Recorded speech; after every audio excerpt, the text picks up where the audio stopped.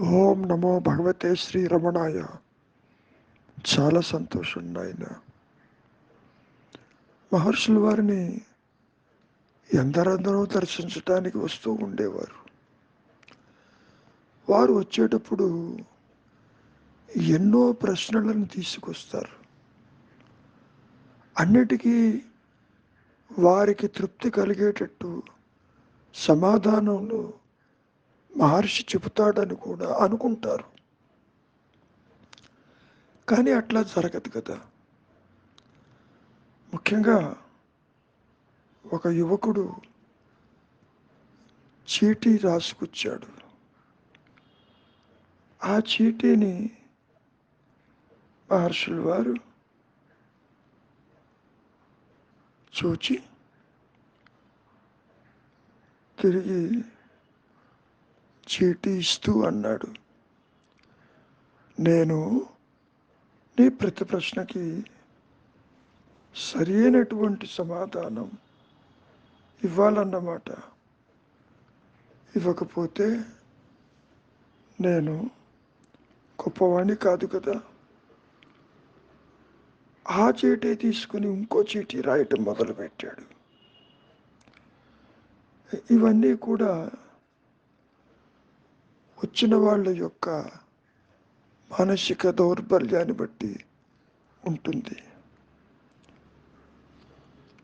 ఏది ఏమైనా తాను తిరువణామలై రావటానికి ఎంతో శ్రమపడినట్లు వాపోయాడు. అప్పుడు మహర్షుల వారు ఒక విషయాన్ని చాలా స్పష్టం చేశారు. నాలో ఏ టెలివిజను లేదు. ఆ దైవము నాకు ఆ శక్తిని ఇవ్వలేదు. నీ ప్రశ్నలన్నిటికీ జవాబులేం చెప్పను.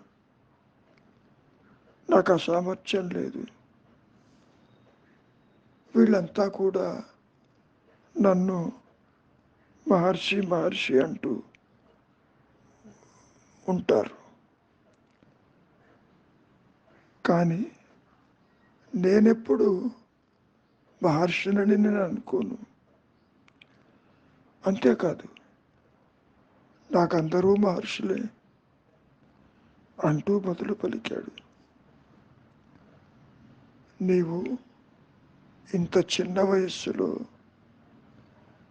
భగవంతుని గురించి, ఆ దైవాన్ని గురించి అన్వేషణ మొదలుపెట్టావు. సత్యం తెలుసుకోవాలని తాపత్రయపడుతున్నావు. నీకేదైనా మార్గం చూపించమంటున్నావు. ముఖ్యంగా మార్గం అంటూ ఏదైనా ఉంటే చెప్పవచ్చు. అసలు మార్గమే లేదుగా.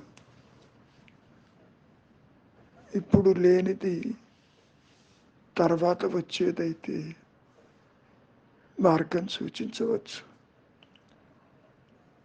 ఇప్పుడు కూడా నీవు సత్యమై ఉన్నావు. నేను ఉన్నాను అన్న ఎరుక ఏదైతే నీలో ప్రకాశిస్తూ ఉన్నదో అదే దైవము. నీవు అంతర్ముఖంగా నీకే తెలుస్తుంది. అంతేకాని నీవు ఎందరిని దర్శించినా వారేమీ నీకు ఆత్మజ్ఞానం ఇవ్వరు. ఆత్మజ్ఞానం అనేది పవిత్రమైనటువంటి గ్రంథాలలో ఉండదు. ఆకాశాన్ని నుంచి ఊడిపడదు. ఇతరులు నీకు అందించరు. నువ్వు ఇక్కడికి వచ్చావు, బాగానే ఉంది. నీవు నా నుంచి ఏదో ఆశిస్తున్నావు. నాకు అసామర్థ్యం లేదు. విచారం చేయవలసింది నీవే. నీవెవరివో చూడు, నీవెవరివో చూడు. దేహమా? దేహం చెప్పిందా నీవని? మనస్సు చెప్పిందా? ఇంద్రియాలు చెప్పాయా? ఎవరు ఏది చెప్పలేదు కదా. అయినా నీవు అడుగుతున్నావు నేను ఎటు పోవాలని. నువ్వు ఎటు పోక్కర్లేదు. నేనంటున్నావే, ఆ నేను మూలం నీవే వెతకాలి. సత్యము, ఆ పరబ్రహ్మము, ఆ భగవంతుడు నీలోనే ఉన్నాడు. అహం అహం అంటూ లోపల ప్రకాశిస్తూనే ఉన్నది. ఆ ప్రకాశాన్ని నీవు గుర్తించాలి అంటే ఇప్పుడు ఉన్నటువంటి మానసిక చింతన పూర్తిగా తొలగిపోవాలి. మౌనానికి రా, అంతర్ముఖంగా చింతావిహీనంగా నీకు నీ సహజత్వానికి నీవుగా నిలిచి ఉన్నప్పటికీ దానికి అడ్డేమిటో తెలుసా? నీ ప్రయత్నము, నీ ఆలోచనలు, నీ బంధాలు, నీ రాగద్వేషాలు.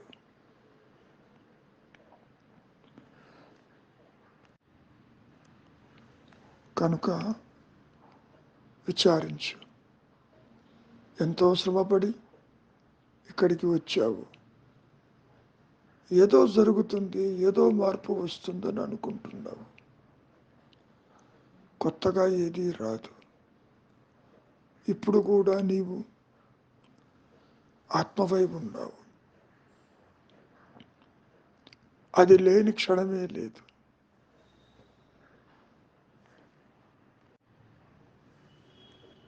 నీవు చేయవలసింది ఇందాక చెప్పినట్లు చింతావిహీనం. ఆలోచనల వెంట పరిగెడవద్దు. ఎవరినీ దర్శించవలసిన పని లేదు. నీకు మార్గదర్శకమైన గురువు నీలోనే ఉన్నాడు.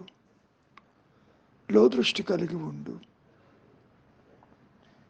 ఏదో కొత్తగా వస్తుందనో, ఎవరో నీకు అందిస్తారనో, ఏదో చేస్తారని అనుకోబాకు. అదేవి జరగదు. నువ్వు అడగచ్చు, మీ గురువు ఎవరని. నా ఆత్మే నా గురువు. నీ ఆత్మే నీ గురువై ఉంటుంది. అసలు ఉన్నదే ఆత్మ, ఉన్నదే గురువు. సర్వ సృష్టిలో నువ్వు ఎటు చూసినా అంతా గురుమయమే కదా. అంతవరకు దేనికి? దత్తాత్రేయుడి వారికి 24 మంది గురువులు. ఏ ఒక్కరైనా ఒక్క మాట మాట్లాడారా? ఏమైనా బోధించారా? లేదు కదా. అయినా ఈ ప్రకృతిలో, ఈ సృష్టిలో వాటిని చూచినప్పుడు తనలో ఒక పరివర్తన కలిగింది. ఆ మార్పు తీసుకొచ్చేది లోపల నుంచే కదా. లోపల మార్పు వస్తుంది. నిన్ను సరిచేసేది, సరిచూచేది ఆత్మే. ఆత్మే అన్ని పనులు చేస్తుంది. It is the self that does everything. నీవేమీ చెయ్యక్కర్లేదు. నిన్ను ఇంత దూరం తీసుకువచ్చింది అంటే ఎవరనుకుంటావు? ఆ ఉच्चతర శక్తే కదా నిన్ను తీసుకొచ్చింది. కనుక శరణాగతిగా నీకే అవగతం అవుతుంది ఏది ఏ విధంగా నడుస్తుందనేది, ఏది ఉన్నది ఏది లేదు. ఉన్నది ఎరుక, లేనిది సృష్టి అని నీకే స్పష్టంగా తెలుస్తుంది. మరి ఎరుక మాత్రమే, అహంస్ఫురణ మాత్రమే నిలిచి ఉన్న స్థితి నీ సత్యత్వమని నీవే గ్రహిస్తావు. మంచిది. మౌనమే నీ సహజత్వం.